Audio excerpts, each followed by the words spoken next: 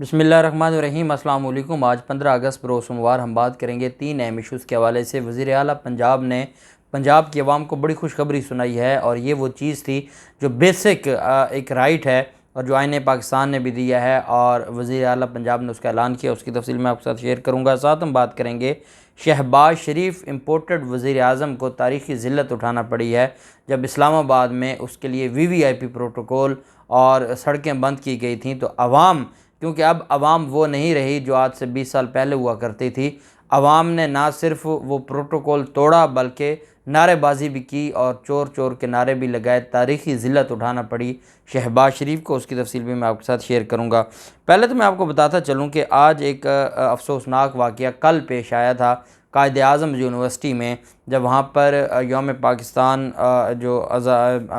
पाकिस्तान की आज़ादी की तकरीब, यौम आज़ादी की तकरीब मनाई जा रही थी। तो वहाँ पर जो वाइस चांसलर हैं कायद आज़म यूनिवर्सिटी के, उन पर फायरिंग हुई और उनको कत्ल करने की कोशिश की गई। और वहाँ पर जो FIR दर्ज करवाई गई उसके मुताबिक जो कायद आज़म यूनिवर्सिटी के वाइस चांसलर हैं डॉक्टर मोहम्मद अली, वो ख़िताब कर रहे थे कि दौरान ख़िताब एक जो लड़का था मुलज़िम, उसने आके उनके जो पिस्टल उनके सामने कर लिया और उनकी कान पट्टी पे पिस्टल रख दिया और कहा कि सारे लोग पीछे हट जाएं, आज मैं वाइस चांसलर को ज़िंदा नहीं छोड़ूंगा। आप जानते हैं वहाँ पर बड़े हालात इस तरह के कायद आज़म यूनिवर्सिटी में रहे हैं। मुख्तलिफ़ मनशियात के वहाँ पर जो मसाइल हैं, इसके अलावा जो नेशनलिस्ट हैं उनके मसाइल हैं, वहाँ पर जो बलोच स्टूडेंट्स हैं उनके अपने मसाइल हैं। तो काफ़ी चीज़ें ख़राब रहती हैं। जब ये सारा मामला हुआ तो वहाँ पर मौजूद एक और प्रोफेसर साहब थे, उन्होंने उसको प्रोफेसर डॉक्टर इश्तियाक, वो पीछे से आए, उन्होंने उनका हाथ पकड़ा जिसमें पिस्तौल था और उन्होंने वो उसका मुंह ऊपर किया पिस्टल का, जिसकी वजह से फायरिंग हुई और 3 फायर हुए, लेकिन वो उसमें जानी नुकसान ना हुआ। और ये एक बड़ा फ़िल्मी सीन था और वाइस चांसलर ने बचना था, उसकी अभी ज़िंदगी थी और वो बच गया। और उसके बाद फिर मुलज़िम को गिरफ़्तार कर लिया गया और मुलज़िम को गिरफ़्तार करने के बाद FIR के मतन में ये कहा गया कि vice chancellor doctor Mohammad Ali यौम आज़ादी की तकरीब के बाद लाइब्रेरी हॉल से बाहर निकले तो यूनिवर्सिटी के इंटर्न पर जवाद अली ने वाइस चांसलर की कान पट्टी पर पिस्तौल तान लिया। मुलज़िम ने कहा कि सब लोग पीछे हट जाओ, आज इन्हें मैं ज़िंदा नहीं छोड़ूंगा। FIR के मुताबिक यूनिवर्सिटी के प्रोफेसर डॉक्टर इश्तियाक ने मुलज़िम के पिस्तौल वाला हाथ पकड़कर ऊपर किया तो उसने 2 फायर किए। मुलज़िम जवाद अली ने vice chancellor doctor Mohammad Ali पर हमला जान से मारने की धमकी पेश किया। ना सिर्फ जो 324 है इक़दाम कत्ल वो, बल्कि इंसदाद दहशतगर्दी की दफ़ात के तहत ये मुकदमा दर्ज किया गया है। जबकि जो सिंध की इम्पोर्टेड सरकार है, जो सिंध के लोगों को तबाह बर्बाद कर दिया है, वहाँ आटे और गंदम की जो किल्लत है वो भी से शुरू हो गई है। और वहाँ पर कराची में और जो सिंध के बाकी अज़ला हैं वहाँ पर महंगी तरीन आटा फ़रोख्त किया जा रहा है। कराची में 20 किलो आटे की जो थैली है वो 1960 रुपये की बेची जा रही है। सिर्फ 20, जिसको आधा मन कहते हैं, आधे मन की जो थैली है 20 केजी की, वो 1960 रुपये की है कराची में। हैदराबाद में वो 1940 की है, जबकि सक्खर में वो 1720 रुपये की है।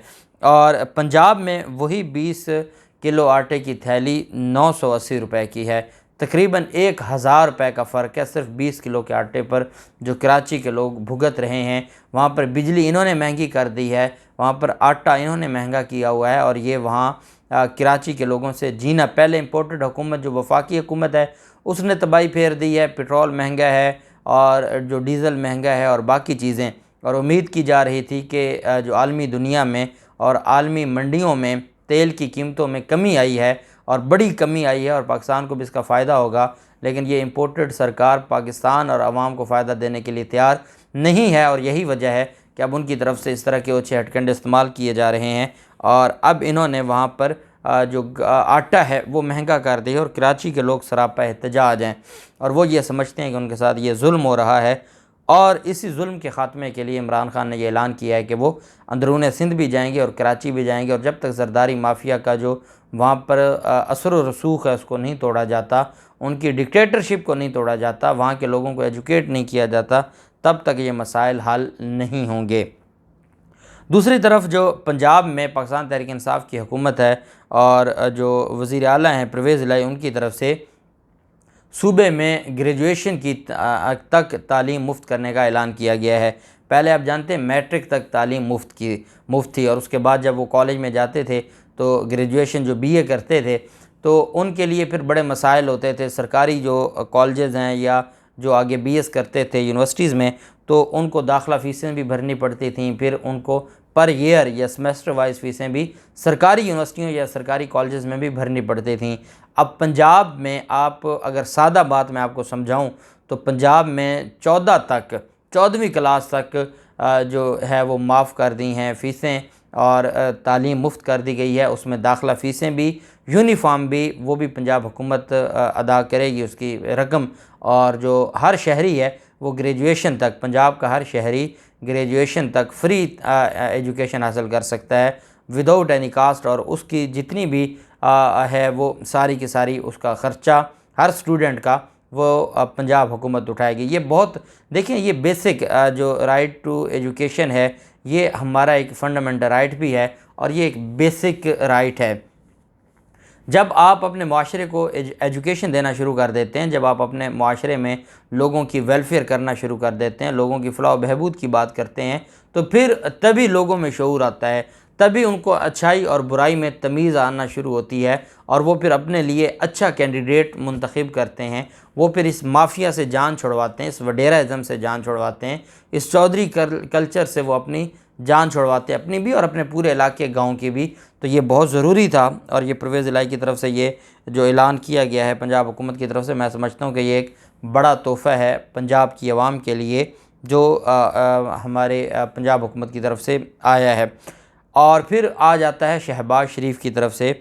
शहबाज शरीफ और ये जो माफिया है, इनको तारीख़ी ज़िल्लत उठाना पड़ रही है हर जगह पे। एक तो हमारा जो वीआईपी कल्चर है, आप देखते हैं, मुझे याद है ये कल की बात है, जब ये एच ब्लॉक मॉडल टाउन से जाते थे बाप बेटा अदालत में पेश होने के लिए, जब इनकी ज़मानत की दरख्वास्त पर समाअत जारी थी जो स्पेशल कोर्ट है सेंट्रल लाहौर की, वहाँ पर, तो ये एच ब्लॉक मॉडल टाउन से लेके जहाँ तक जो वहाँ पर अदालत है, इन्होंने क्या किया होता था, वीआईपी इनको प्रोटोकॉल दिया जाता था, और सड़क की दोनों तरफ पुलिस जो कांस्टेबल हैं वो खड़े होते थे, लाइनें लगी हुई थी, और ये तकरीबन 14 से 15 किलोमीटर का एरिया था। दोनों तरफ से, सड़क की दोनों तरफ से लाइनें लगी होती थीं, और पुलिस वाले इस तरफ भी लाइन बना के 14-15 किलोमीटर खड़े हैं और उस तरफ भी, और जगह जगह पे वार्डन खड़े हैं। चाहे पूरे लाहौर का जो निज़ाम है वो तबाह बर्बाद हो गया है, और लेकिन ये इनको प्रोटोकॉल देने के लिए सारे शहर के जो वार्डन थे वो वहाँ खड़े होते थे, और ये इनका वीआईपी प्रोटोकॉल था। फिर गाड़ियों की जो लाइनें हैं वो तो अलग है। अब चीज़ें वो नहीं रहीं कि लोग खामोश रहें। ये जो मामला है, और ये 0 पॉइंट पुल है इस्लामाबाद का, और वहाँ से कल शहबाज शरीफ ने गुज़रना था, और शहबाज शरीफ के गुज़रने से पहले उस पुल से बंद कर दिया गया, दोनों तरफ से जो सड़क है उसको बंद कर दी गई। एक वार्डन सामने आ गया और उन्होंने कहा जी कि नहीं गुज़रना, क्योंकि बादशाह सलामत ने गुज़रना है। अवाम है, अवाम कितना बर्दाश्त करेगी? अब तो अवाम में बर्दाश्त ख़त्म हो चुकी है इस जो माफिया है इनकी हरकतों की वजह से और इनके करतूतों की वजह से। अवाम तो अब बिल्कुल तंग आ चुकी है, और तंग आमद बजंग आमद, और वो वाकई वो जंग की तरफ जा रहा है मामला। और वहाँ पर जो मौजूद लोग थे उन्होंने कहा कि अभी कोई दूर दूर तक चांस नहीं है कि जो बादशाह सलामत है उसका काफ़िला आएगा, तो आप हमें रोका हुआ है, आप हमें गुजरने दें। हम, किसी ने कहा कि हमारा मरीज़ है वो गाड़ी में है, हमने हॉस्पिटल तक जाना है, किसी ने कहा हमने काम पर जा रहे हैं, कोई बच्चे हैं वो अकेडमी जा रहे हैं। मुख्तलिफ लोग थे, उनको हया ना आई, और क्योंकि वो पाबंद हैं, उनका कोई कसूर नहीं है, और वो नौकरी बचानी है उन्होंने। अगर वो नौकरी ना बचाएं, उनको जब ऊपर से अहकामात आ गए रोड बंद कर दें, बादशाह सलामत ने गुजरना है, कम से कम 10 मिनट तक वो रोड बंद हो और फिर बादशाह सलामत वहाँ से गुजरेंगे, वीआईपी प्रोटोकॉल है। तो वो अगर वार्डन नहीं रोकेगा तो उस बेचारे की तो नौकरी चली जाएगी, वो शाम को अपने बच्चों को क्या खिलाएगा? अब वो मजबूर है, वो वहाँ पर खड़ा है। और जो अवाम है, क्योंकि ये जो वार्डन्स हैं इनको कभी ऐसा लोगों ने इस टक्कर के लोग मिले नहीं हैं। हमेशा ऐसे होता था कि हर कोई कहता था चलें ठीक है, जो चलता है चलने दें, और वो साइड पर हो जाते थे। अब लोग टक्कर के आ गए हैं और वो टक्कर देते हैं। यही वजह है कि वहाँ पर जो ज़ीरो पॉइंट पुल पर अवाम शदीद गम व गुस्सा का इज़हार किया, अवाम गाड़ियों से बाहर आ गई, चोर चोर के शहबाज शरीफ मुर्दाबाद के नारे लगाना शुरू कर दिए और ज़बरदस्ती जो वार्डन्स खड़े थे उनको साइड पर करके अवाम ने वहाँ से गाड़ियाँ मोटरसाइकिल निकालना शुरू कर दिए। और जो एक वहाँ पर मौजूद थे पाकिस्तानी, वो बाहर आए, उन्होंने कहा कि ये क्या आपने तमाशा बनाया हुआ है, क्या हम हमारा कोई फंडामेंटल राइट नहीं है, मूवमेंट का राइट है हमारे पास, आप कैसे हमारा राइट रोक सकते हैं। अगर उनको इतनी ही तकलीफ़ है और उनको इतना ही थ्रेट है तो वो फिर बाय एयर आए जाएँ, वो हेलीकॉप्टर के ज़रिए आए जाएँ। अगर उन्होंने कहीं मूव करना है, हमें तो ना जलील करें, हमारे 100 काम हैं, 100 मसाइल हैं हमारे, और आप 10 मिनट से हमें वहाँ पर खड़ा रखा हुआ है। ये जो VIP कल्चर है, जब तक अवाम, और ये उसमें वार्डन को, एक बुज़ुर्ग शहरी हैं, वो गाड़ी में बैठे वार्डन को बुलाते हैं और वार्डन उनको बदतमीज़ी से ये कहते हैं कि आपने मुझे इशारा क्यों किया। भैया आप पब्लिक के नौकर हैं, आप पब्लिक सर्वेंट हैं, और अगर एक शहरी ने आपको बुलाया है कि जी बात सुन लें तो आप चले जाएं, आप कौन सा वहाँ पर जो DC लगे हुए हैं। लेकिन क्योंकि इनको ये बताया गया है कि अवाम कीड़े मकोड़े हैं, उनकी कोई हैसियत नहीं है, उनका कोई राइट नहीं है। और अब तो वैसे भी फंडामेंटल राइट हमारे मुल्क में मुअत्तल हो चुके हैं, हमारे मुल्क में हमारा आइन अमली तौर पर मुअत्तल हो चुका है। यहाँ कोई पूछने वाला नहीं है, जिसकी लाठी है उसी की भैंस है, और वही मामलात चलाते हैं। बड़ी बदकिस्मती है हमारे माशरे की। अब देखते हैं कि शहबाज शरीफ को तो कौम से माफ़ी मांगनी चाहिए। और ये जो वीडियो वायरल हुई है जिसमें शहबाज शरीफ मुर्दाबाद और चोर चोर के नारे लगाए जा रहे हैं और अवाम ने गम व गुस्सा का इज़हार किया है, इस पर शहबाज शरीफ को चाहिए कि कौम से माफ़ी मांगें कि आपने अवाम के 10 मिनट ज़ाय करवाए हैं सिर्फ़ अपने शहनशाहाना जो प्रोटोकॉल है उसके लिए। देखते हैं क्या होता है। जो भी तफसीलात होंगी आपके साथ शेयर करते रहेंगे। अल्लाह पाक पाकिस्तान कामयाब नासिर हो। बहुत शुक्रिया। अल्लाह हाफ़िज़। पाकिस्तान जिंदाबाद।